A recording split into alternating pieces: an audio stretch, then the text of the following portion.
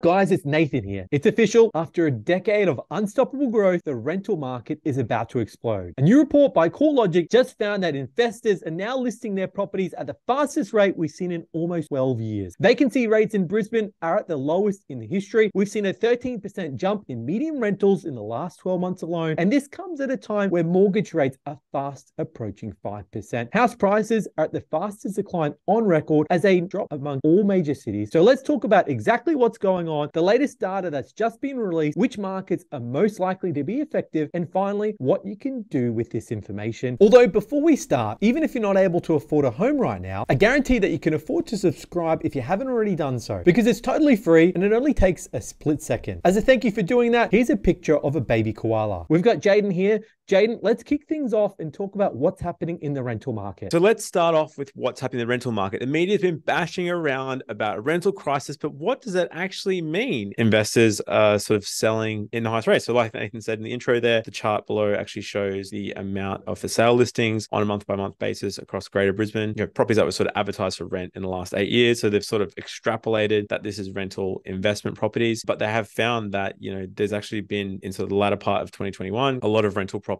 a lot of investment properties. Investors sort of sold out, cashed up, and it's probably reduced the pool of properties. It means that there's less properties for rent. There's more people renting, potentially because like migration's up, international borders are opening up again, and we're noticing sort of investment and rental property prices getting pinched. CoreLogic from their data actually said it's worth noting, like if investors actually sell to first home buyers, it can help alleviate some of those rental issues, potentially, because you're potentially getting someone that was previously renting, who's a first home buyer, they're buying their first home to live in. It takes one less person out of sort of the rental pool to buy a place. But, if people are sort of transitioning from interstate, you're adding an extra person in that sort of mix, and it's not necessarily helping it. I guess the government could do stuff like actually make it more, make it easier, reduce some of the taxes, I guess, potentially for investors to kind of incentivize them to sell their properties and put more properties on the market. But realistically, with the way that prices are, or with the construction industry, with some, even more sort of rain predicted, Bureau of Meteorology said that early next year, they're expecting similar rainfall as last year. So there could be more natural disasters that's going to sort of put properties offline. In Brisbane and Greater Queensland, there's been a record year of internal migration in 2021. So it's actually made the rental crisis sort of worse than it was. Add to that, property values are up 38.1% since COVID, and rent is up 23%. So it's all been passed on to, if you're renting a property, and even as a landlord, you've been hit by interest rate rises, which we'll come back to in a sec. The proportion of income that we've seen, because those rental price increases, has increased to the highest level since 2009. So the proportion of median household income required to service a new rental lease across Brisbane has reached almost 30%. And,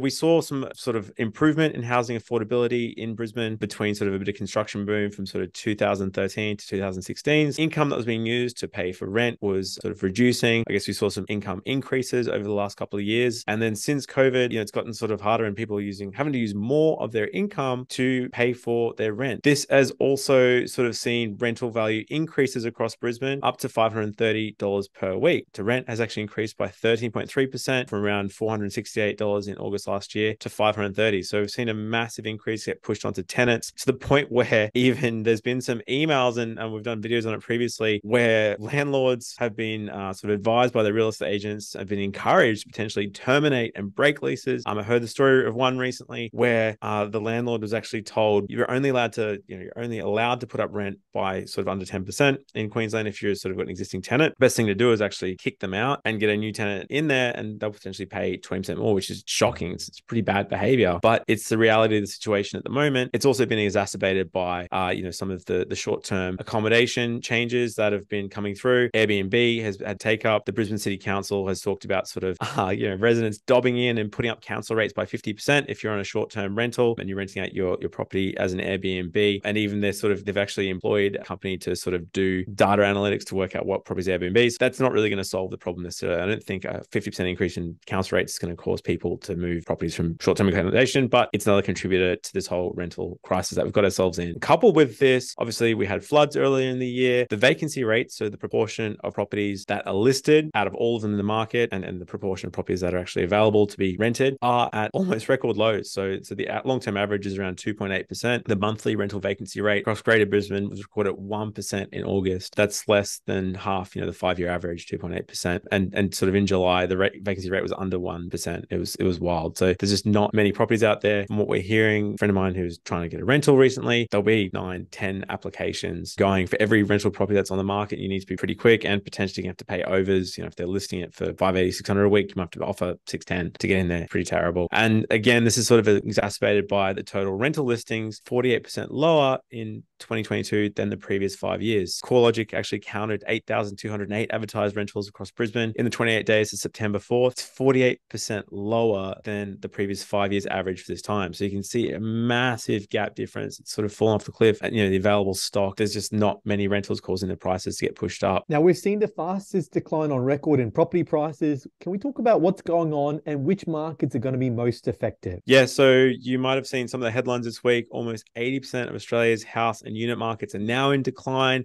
It sounds frightening. Unfortunately, we've kind of seen it before. I remember a good story from 2008. I was working at Macquarie Bank. Their chief economist at the time was Roy Robinson, and he made a bet with this guy, Stephen Keane, who was another economist known as the Merchant of Gloom, who said at the time, 2008, the property market is a joke. It's a bubble. It's going to drop 40%, and we're going to make a bet. We're going to have a bet between these two economists. Whoever loses is going to wear a t-shirt saying, "I was wrong about housing. Ask me why," and walk up one of a mountain in Canberra. Anyway, after a couple of years, it sort of came out that this Merchant of Gloom lost. He had to walk 200-kilometer trek from Canberra to the top of Mount Kosciuszko. Yeah, wearing that t-shirt. I was hopelessly wrong on house pricing. Ask me why. It's a similar situation to, what we sort of saw a few years ago. We definitely have seen that house prices have fallen across Australia. It's also worth remembering Australia has lots of different markets within each of the cities, the capital cities. There's markets within those markets. And we definitely have seen, one of the fastest declines on record. As you can see from previous ones, in 2008 and 9, the one I mentioned, it went from peak to trough, 7.8%. The longest decline, and well, I guess that one corrected after 11 months, almost 12 months. It pulled up stumps and sort of went back the other way because the Reserve Bank started cutting rates and doing things to kind of stimulate the market again. In 2017, 19, pre-COVID, when there were people coming out saying there's going to be 30, 40, 50% drops, it took 21 months. Actually, it took a bit longer, almost 2 years of sort of, stagnation, and it only dropped about 10%. We have seen some of those declines in some of the areas like Sydney and Melbourne, where it was a pretty hot market. And I guess that the toughest thing with this sort of thing, we get asked all the time, how do you time the market? How do you know is now the right time to buy? I'm going to wait till next year. I'm going to wait till middle of the next year when the market drops, and I'm going to get it really cheap. I think sadly, even Warren Buffett says you can't time the market. It's all about sort of time in the market, necessarily timing the market. If you are thinking about buying, if you're currently renting, you've noticed your rent going up, you've noticed the costs of living is sort of increasing, and you've got a deposit to buy a home, take a sort of 5, 10, 15-year view with property over time. It's historically performed pretty well. It's been resilient to recessions, and you're going to be paying rent anyways. It sort of helps you get in the market. Keep in mind as well with some of these headlines, it's all pretty generalized. Even this, these are the sort of Melbourne markets and Sydney markets and the different capital cities across there. But it's sort of worth thinking about where you're sort of looking at buying and doing research a bit more in those areas specifically. Like I said, not all places have gone down necessarily. There have been some suburbs with actually price growth over the last quarter. So even though the headlines are reporting all these big drops, there have been areas that have been sort of resilient for different reasons. Here, you can check them out. So it could be still opportunities for investors that are sort of looking in the right areas. Now, Jayden, what can you do with this information? Yeah, we've been through these cycles before. If you look at the Reserve Bank, the cash rate back in 2008, it was up at 7.25%. We're currently at 2.6%. Potentially, they've said the